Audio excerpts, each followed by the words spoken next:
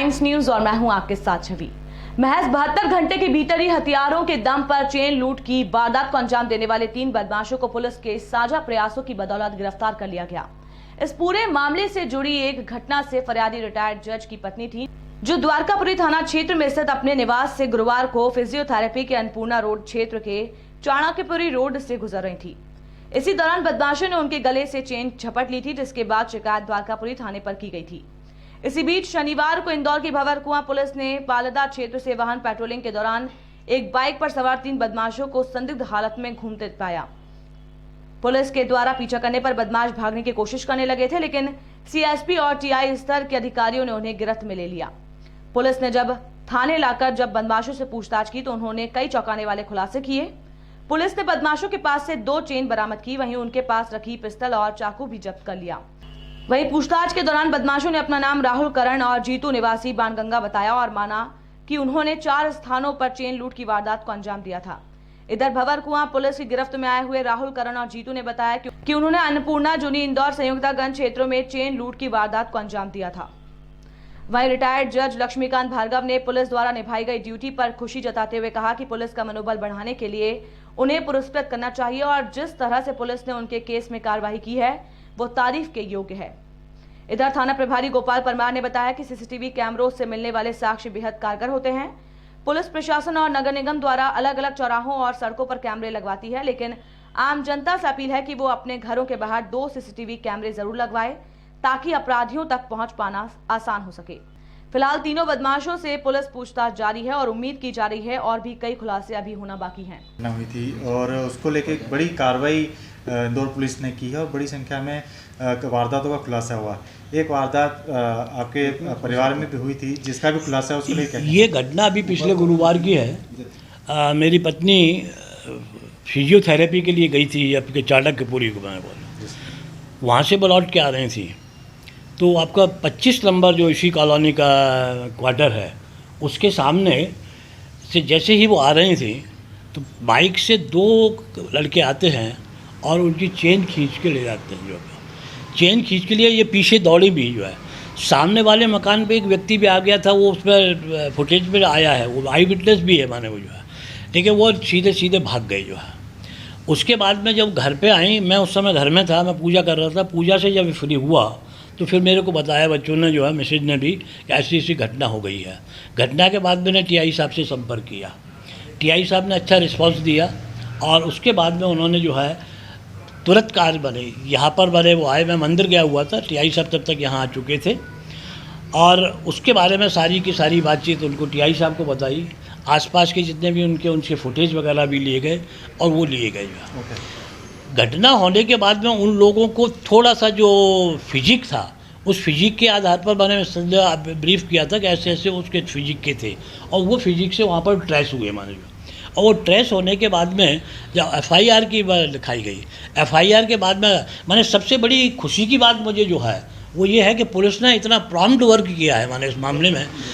आप लोगों से भी थोड़ा सा आग्रह माने मैं ये करूँगा, जिस प्रकार से कि आप चोरी हुई, लूट हुई, डकैती हुई उसको हाईलाइट करते हैं, इस प्रकार की घटनाओं को अगर आप हाईलाइट करेंगे तो इस प्रकार की घटनाओं से पुलिस का इनकरेजमेंट होगा। माने 72 घंटे के अंतर्गत 72 घंटे के भीतर माने रिकवरी हो जाना वास्तव में तारीफ़ के काबिल है। मैंने जो है इतना माने मेहनत की है इन लोगों ने, बराबर मेरे संपर्क में रहे, फ़ोन करते रहे, मेरे बेटों के संपर्क में रहे। मेरे दोनों बेटों ने माने इनको वो किया, कॉपरेट किया जिस हिसाब से कर सकते थे।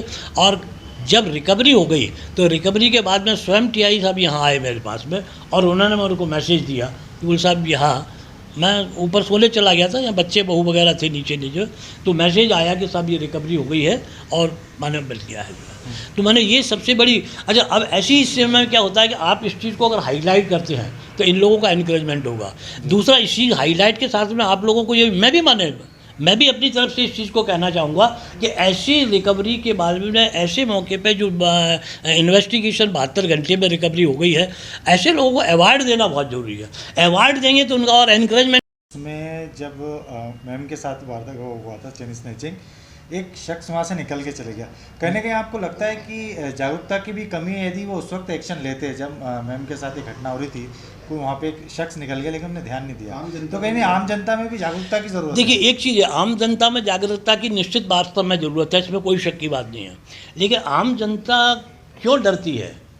इस प्रकार के लोग अपने साथ हथियार भी लेके चलते हैं, और जहाँ आम जनता अगर मान लीजिए कोई व्यक्ति आया और उसने पकड़ने की कोशिश किया और उन्होंने ये समझा कि अब हम फंसने वाले हैं, तो चोट करने में भी वो पीछे नहीं हटते हैं। तो आम जनता का जागरूक होना तो ज़रूरी है, लेकिन आम जनता को थोड़ा सा अगर इस प्रकार का कॉन्फिडेंस हो कि हाँ, हम इस प्रकार का काम करेंगे तो हमको प्रोटेक्शन भी मिलेगा, तो ज़रा थोड़ा सा उसमें ज़्यादा वो रहेगा। किस तरह का मैसेज देना चाहते हैं आप जनता को?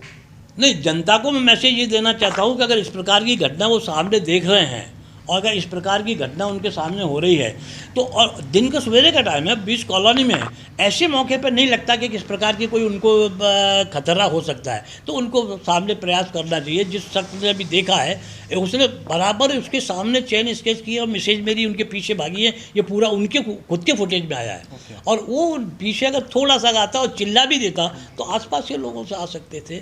तो कम से कम लोगों को थोड़ा सा ऐसे मौक़ों पर सजग रहना चाहिए। आपका शुभ नाम? जी, आपका शुभ नाम? मैं लक्ष्मीकांत भार्गव, मैं रिटायर्ड जज हूँ। मैं खुद जुडिशल सर्विस में 25 साल रहा हूँ। मैं घटना है 9 सितंबर की घटना है। 9 सितंबर की दिन में सुबह लगभग 9:45 बजे की बात है। किसके साथ ये रिटायर्ड जज साहब हैं, एडीजे साहब हैं रिटायर्ड। उनकी धर्मपत्नी फिजियोथेरेपिस्ट के यहाँ गई थी, प्रतिदिन जाती हैं वहाँ। और उसके बाद जब वापस वो पैदल लौट रही थी, तो लौटते वक्त घर से कुछ ही दूर पहले, लगभग 100 या 50 मीटर दूर पहले, 2 बदमाश उनके गले की चेन छीन के भागे थे। सर, ये जैसा आपने कि आप पुलिस की तारीफ करी है, इसमें क्या कहना चाहेंगे? हम धन्यवाद देते हैं इंदौर पुलिस की तरफ से कि अगर जज साहब हमारी तारीफ़ कर रही हैं, जनता कोई व्यक्ति अगर पुलिस की कार्य की प्रशंसा करता है तो ये हम निश्चित रूप से हमारे लिए एक मोटिवेशन का काम करता है, एक प्रोत्साहन का काम करता है। जज की जो वाइफ है उनकी चेन स्नैचिंग हुई थी, हालांकि जल्द से जल्द आरोपी को गिरफ्तार कर लिया गया है, लेकिन आज जज साहब ने उसको लेकर काफ़ी कहा है कि पुलिस कर्मियों को कहीं ना कहीं जो तत्काल कार्रवाई हुई है उसको लेकर कहीं ना कहीं उनका उत्साहवर्धन होना चाहिए। क्या लगता है आपको सर रिटायर्ड जज द्वारा जो बात कही गई? नहीं, निश्चित रूप से अगर जज साहब ने ऐसा बोला है तो ये जनता की तरफ से कोई व्यक्ति बोलता है, पुलिस के कार्य की प्रशंसा करता है कि पुलिस ने प्रॉम्प्ट कार्रवाई की है और सही तत्काल उस पर कार्रवाई करके अपराधियों को पकड़ा है, माल बरामद हुआ है, तो निश्चित रूप से हम लोगों के लिए प्रोत्साहन इसमें होता है। हम चाहते यही है कि जो अपराध ना हो, उसके लिए हम हमारे वरिष्ठ अधिकारी गण हैं जो उनके निर्देशानुसार प्रतिदिन शाम को एक पेट्रोलिंग पार्टी, मोटरसाइकिल पार्टी के रूप में निकलती है, जिसमें हमारे एसपी साहब खुद साथ में हमारे चलते हैं। उससे हमें बहुत प्रोत्साहन मिलता है, एक मोटिवेशन मिलता है हमारे पूरे फोर्स को। और हम जब छोटी छोटी तंग गलियों से हम भ्रमण करते हैं तो उसमें कई तरह की बातें सामने आती है। कई अपराधी किस्म के जो लोग हैं उनमें खौफ रहता है, उनमें भय रहता है, अपराध इसमें रोकने में हमको मदद मिलती है। जनता में एक विश्वास पैदा होता है, उनको लगता है कि हाँ, पुलिस जो है गली मोहल्ले में घूमती है, तो उनके जनता के अंदर भी एक विश्वास डेवलप होता है। तो निश्चित रूप से अगर कोई वारदात का खुलासा होता है तो उसमें जनता के मन में विश्वास पुलिस के प्रति जगता है। सर, क्या जनता को कोई मैसेज देना चाहेंगे आप? जनता को कहीं ना कहीं अवेयरनेस की जरूरत है? हाँ, बिल्कुल, जनता पूरा सहयोग भी करती है, लेकिन मैं चाहूँगा कि इससे एक कदम और आगे बढ़ के अगर कोई सस्पेक्ट व्यक्ति कोई दिखता है, बिना नंबर की मोटरसाइकिल पर कोई संदिग्ध आपको एक व्यक्ति या 2 व्यक्ति दिखते हैं, तो उनको आप रोक लें। 2-4 लोग मिलकर उनको रोक लें और तत्काल पुलिस को खबर करें। हम उसकी तस्दीक करेंगे उस व्यक्ति की। हो सकता है कोई वो अपराधी हो या हो सकता है कि वो सही व्यक्ति भी हो, तो उसको तस्दीक करने का काम हमारा है। और जनता से यही है कि आप पुलिस पे विश्वास रखें। घटना अगर हुई भी है, हमारा पहला उद्देश्य, हमारा पहला मकसद ये रहता है कि हम समाज में कोई घटना ना हो, हम पूरी कोशिश करें उसको प्रिवेंट करने की। प्रिवेंशन हमारा ज़्यादा फोकस रहता है प्रिवेंशन पे। उसके बाद भी अगर कोई घटना होती है तो हम पूरी एनर्जी लगा के, हम अपना 200% दे के उसमें हम उस घटना को बरामद करते हैं, उसको रिकवर करते हैं, अपराधियों को पकड़ते हैं। तो निश्चित रूप से जनता में भी एक विश्वास डेवलप होता है।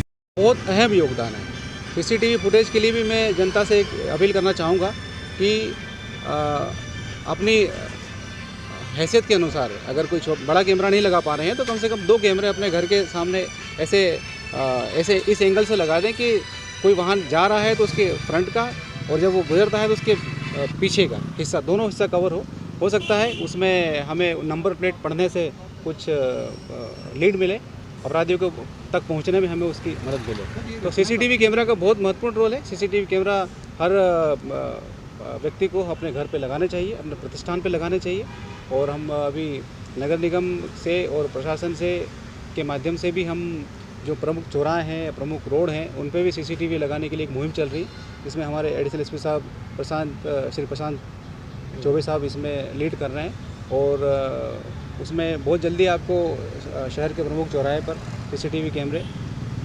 मिलेंगे। और जनता से भी यही कहना चाहूँगा कि अपने घर पर भी कम से कम 2 कैमरे जो सड़क को कवर करते हों, सड़क के दोनों छोर कवर करते हों, जिससे किसी वाहन का आगे का हिस्सा और पीछे का हिस्सा, ये दोनों हिस्से उसमें कवर हों, इस तरह के कैमरे, इस एंगल से वो कैमरे लगाएं, ताकि हमें किसी भी घटना, अगर कोई घटना होती है तो उसमें उसको अपराधी को पकड़ने में उसकी मदद मिले। टाइम न्यूज़ देखिए अब आपके मोबाइल और स्मार्ट टीवी पर। लाइव प्ले स्टोर से डाउनलोड करें।